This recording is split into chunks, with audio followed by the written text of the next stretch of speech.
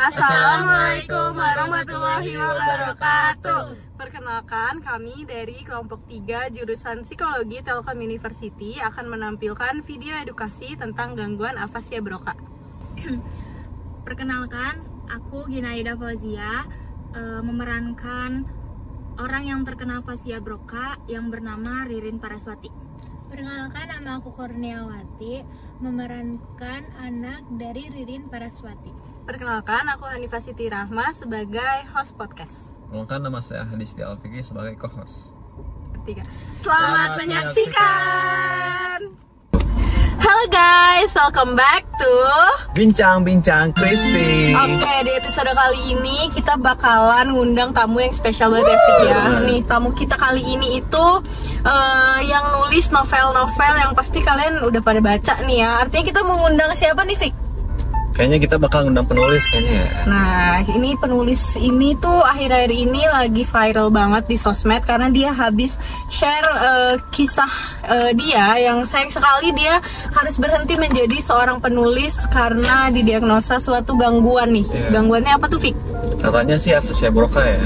Nah, nanti kita bakalan tanya lebih dalam tentang si afasia Broca ini karena kalian juga pasti masih kurang familiar ya, karena kita juga masih bingung ya, Fit. Ya, kita baru dengar banget nih soal si afasia Broca ini. Sekarang kita tuh mau ngejemput si tamu spesial ini. Kita juga nanti mau beli cemilan dulu kan biasa. Oke, dadah.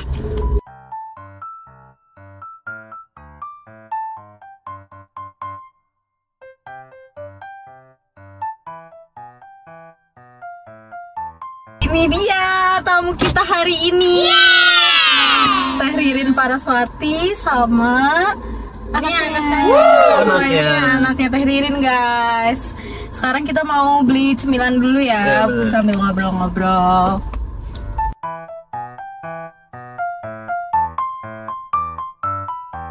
Oke guys, kita udah jajan, udah ngemil-ngemil juga tadi, udah sempet ngobrol-ngobrol dikit ya, Fik ya, sama Teh Ririn, sama Nia. Nah, Teh Ririn gimana nih kabarnya? Baik banget, alhamdulillah. Terus sebenarnya malu ya saya pertama kali kayak gini, tapi saya senang karena semoga cerita saya bisa jadi bermanfaat dan menjadi semangat buat semua yang relate sama cerita saya. Iya, makasih banyak ya Teh Ririn udah mau hadir ya ke sini, Fik, nyempetin banget. Kita appreciate banget sih keberaniannya Teh Ririn buat mau share kisahnya di sini. Nah, tapi sebelum kita ngobrol lebih dalam lagi nih, sebenarnya aku sama Fikri dari tadi masih agak bingung sama gangguan yang Teh Ririn alamin ini, afasia Broca ini ya. Sebenarnya kita baru tahu gara-gara kita juga lihat di sosmednya Teh Ririn ya, Fik. Boleh nggak nih Teh Ririn jelasin dikit afasia Broca tuh apa sih? Iya. Jadi afasia Broca itu gangguan bahasa. Jadi di otak tuh ada yang namanya area Broca kalau kata dokter. Nah, area Broca, Fik, di otak. Iya. Apa itu? Area Broca itu yang memproduksi bahasa kita. Iya, jadi area Broca saya tuh rusak. Nah, karena itu jadi saya kesulitan untuk bicara. Untuk penulis, jadi kalau saya nulis tuh saya kata-katanya jadi berantakan ya gitu. Berarti sangat berpengaruh juga ya ke kakak sebagai penulis, cepet banget ya. Jadi kalau nulis tuh saya jadi suka lupa apa yang mau saya tulis gitu. Jadi tulisan nggak nyambung gitu. Complicated banget ya Teh Ririn ya kondisinya. Gejala-gejala itu tuh yang Teh Ririn rasain selain itu apa? Atau emang ada faktor yang bikin Teh Ririn kena gangguan atau cuman gejala-gejala aja gitu yang muncul? Kalau gejala-gejalanya tuh kan yang pertama saya suka lupa sama kata-kata. Terus kayak kalimat yang mau saya ungkapin kayak ada di dalam otak saya tapi nggak bisa keluar. Nyangkut gitu ya Teh? Nyangkut gitu. Terus kalau misalnya ngomong juga saya jadi putus-putus, jadi susah buat nyambung sama orang lain gitu. Terus berarti kalau Teteh lagi nulis itu ngaruh banget ya? Iya, jadi kalau misalnya saya lagi nulis ya hancur aja tulisannya, jadi gak jelas, gak kemana-mana gitu tulisannya. Itu kan gejala-gejalanya ya Teh. selain gejala-gejala itu ada faktor lain nggak atau emang gejala aja gitu? Ada. Jadi sebelumnya tuh saya kena stroke ringan. Stroke ringan. Iya, saya kena stroke ringan. Kayak gimana itu teh stroke ringan teh? Jadi awalnya tuh saya kena stroke kecil. Jadi stroke kecil itu yang bikin saya terkena aphasia Broca. Oh, awalnya emang kerasa banget gitu teh? Awalnya enggak, karena saya kayak ya udah biasa-biasa aja, saya ngerasa saya sehat-sehat aja. Tapi ternyata saya stroke kecil. Berarti yang ngerusak si area Broca yang tadi kata Teteh di awal itu si stroke kecil ini. Stroke kecil. Oh gitu. Teteh itu kena stroke kecil gara-gara ada turunan atau karena apa teh? Kalau kata dokter karena saya itu darah tinggi sama kolesterol. Oh, tuh Fik. Waduh, dia suka banget makan. Gulai kambing. Iya, suka marah-marah juga. Gara-gara marah-marah kan ya, teh darah tinggi. Terus Harus gimana tuh, dikurangin Teh? marah-marahnya. Oh, betul. Terus gimana teh? Jadi karena si kolesterol itu menyumbat aliran darah di otak saya, bahkan sampai pecah, yang menyebabkan saya aphasia Broca itu. Oh, berarti pecah tuh gara-gara hipertensi ya? Nah, dari gejala-gejala yang Teteh rasain tadi, pasti makin sini Teteh ngerasa itu bukan masalah sepele lagi nih ya. Nah, gimana sih Teteh sama orang-orang terdekat Teteh menghadapi masalah itu? Yang pasti keluarga menjadi pilar terdepan saya untuk karena yang pasti saya kan ngerasa down banget, saya merasa rendah diri, saya kehilangan jati diri saya, apalagi karena saya udah nggak bisa menulis gitu kan. Kalau misalnya saya nggak nulis, saya ngapain lagi gitu. Tapi kata suami saya itu tuh jadi awal perjalanan baru hidup saya. Meskipun saya udah nggak bisa nulis lagi. Berarti maksud suami Teteh tuh kayak awal bukan akhir ya Teh? Iya, bener banget Teh. Terus kalau misalkan kesehatan mental Teteh gimana? Saya yang pasti saya harus ke psikolog ya, karena saya harus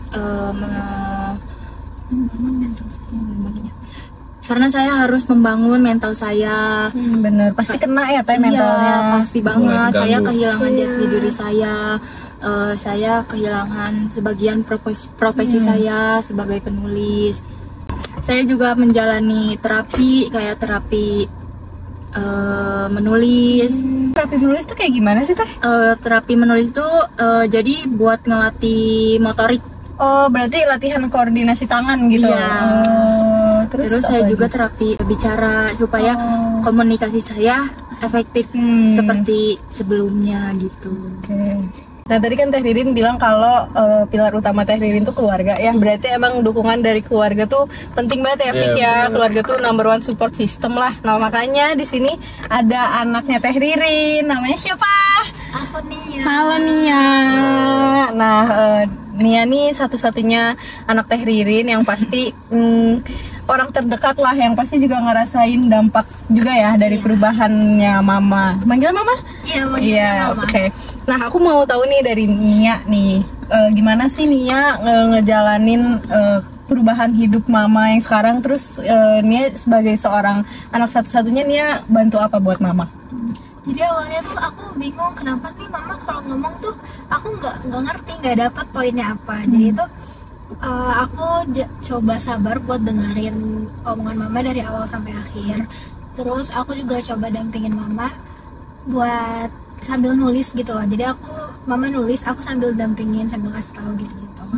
Terus sambil nemenin ngobrol-ngobrol kecil aja. Nah, walaupun tuh kadang aku suka nggak bisa gitu loh, komunikasinya nggak lancar, nggak dapet yang ini, nggak dapet yang itu, nggak dapet gitu. Berarti di rumah tuh nggak cuma sama kamu ya, berarti ada ayah juga. Iya. Nah, ayah di rumah kayak gimana? Nah, itu ayah jadi support system utama buat Mama.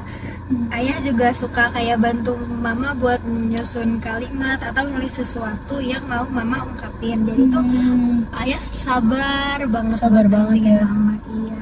Nah, yang bikin aku salut juga, ayah selalu nge-reminder ke Mama kalau kalau orang-orang tuh bangga sama mama. Jadi mama jangan berkecil hati. Ayahnya selalu bikin Teh Ririn tuh ngerasa berharga gitu ya. Masya Allah, suami kayak gitu Luar Fik, biasa, nanti ya Ma. luar Ya, biasa. amin. Nah, tadi kan udah diceritain ya dukungan dari keluarga. Emang pokoknya dukungan dari keluarga itu terpenting deh guys. Penting banget. Nah, sekarang tuh yang paling penting dari Teh Ririnnya sendiri nih. Ini kan sebuah pengalaman yang luar biasa ya Teh ya. Yang paling banget pengen aku tahu tuh gimana sih Teh Ririn ngejaga kondisi kesehatan mental Teh Ririn supaya tetap mau menjalani hidup gitu. Yang pasti dukungan dari keluarga kan tadi nomor 1. Terus juga saya banyak berenung. Terus saya juga tetap ngelakuin hal-hal yang saya suka, kayak misalnya dengerin musik atau jalan-jalan santai di sekitaran rumah. Itu masih tetap saya lakuin. Terus sebenarnya saya juga masih tetap mencoba buat menulis. Oh, masih mencoba tulis. Iya, tapi saya ganti nggak dengan kata-kata lagi. Saya Terus pakai apa Teh? saya pakai video atau Simbol-simbol gitu ya? iya yang bisa Mengekspresikan dirinya Teh Ririn ya. Iya gitu. Ya, itu pasti bikin Teh Ririn ini ya, apa sih, kayak menemukan kembali jati diri Iya. Teh Ririn sebagai seorang penulis ya gitu. Karena berat banget ya kehilangan jati diri saya sebagai Iya. seorang penulis. Terus saya juga yang pasti mengatur pola hidup, entah itu pola tidur ataupun pola makan saya perbaiki lagi. Karena kan kalau misalnya tubuh sehat, mental juga pasti sehat ya Teh ya. Iya. Bener banget. Oke, emang yang paling penting banget tuh jaga kesehatan fisik sama mental ya. Tadi juga kan Teh Ririn udah ngasih tahu kalau kita harus jaga pola hidup, pola makan. Nah, sekarang nih pasti teman-teman yang lagi nonton lebih makin penasaran ya Fik ya, dan pasti pengen makin concern juga sama si penyakit afasia Broca ini. Nah, kira-kira apa sih yang bisa Teh Ririn share ke teman-teman supaya mereka lebih aware sama gangguan afasia Broca? iya. Jadi saya udah punya catatannya nih. Wah, udah prepare banget banget, Fik. Teh. Makasih banyak loh Teh. Coba Khusus buat kalian semua. Iya, boleh langsung di-share aja, apa aja tuh Teh? Iya, jadi yang pertama itu kalau misalnya ada orang yang tiba-tiba mulai kesulitan bicara atau menulis, jadi jangan dianggap enteng. Biasanya tuh gejalanya tuh halus, tapi bisa berkembang jadi lebih parah. Kalau misalnya merasa udah nggak jelas, lebih baik langsung periksa aja ke dokter. Karena itu tuh bisa jadi tanda-tanda stroke atau gangguan neurologis kayak afasia Broca itu. Yang kedua, buat keluarga dan teman-teman di sekitarnya harus sabar banget. Kayak Nia ya, sabar Iya, banget nih sama harus sabar mamanya. banget. Jadi kalau misalnya ngomong sama yang afasia Broca itu jangan terburu-buru, terus jangan dipotong juga omongannya. Karena si orang afasia Broca ini tuh susah ya Iya. kalau mau nyampein sesuatu tuh ya. Jadi sebenarnya tuh mereka tuh ngerti apa yang mau diomongin, tapi kayak nyangkut aja kata-katanya tuh di otak, kayak nggak bisa keluar gitu. Terus yang terakhir, jangan takut buat cari bantuan. Kalau guys. misalnya udah ngerasa gak beres, lebih baik langsung cari bantuan ke orang-orang yang profesional Langsung di cek bidangnya. aja ke dokter Iya. ya Teh ya. Karena penyakit itu bukan aib guys. Iya, betul, penyakit itu bukan aib. Oke, ada lagi Teh? Udah. Segitu aja ya. Iya. Oke. Oke, berarti Teh Ririn ini sekarang masih jalanin proses penyembuhan. Iya, masih terapi-terapi. Udah berapa lama Teh?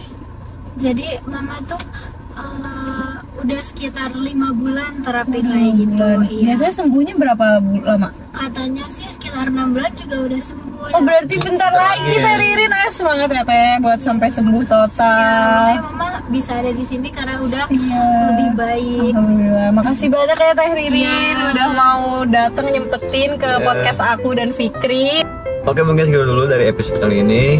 Oke, semoga lebih banyak orang yang jadi lebih aware tentang gangguan-gangguan yang kita benar-benar awam banget. Tapi semoga dengan video ini dan sharingnya Teh Ririn bisa buat kalian semua aware sama kesehatan mental dan juga gangguan-gangguan lainnya. Betul. Oke, semoga proses penyembuhannya Teh Ririn juga berjalan lancar ya Teh. Semoga Nia sama Ayah juga semangat, sabar-sabar terus ya nemenin Semangat Teh terus, Ririn. Oke, segitu aja ya guys. Sampai jumpa di episode bincang-bincang crispy lainnya. Dadah. Dadah.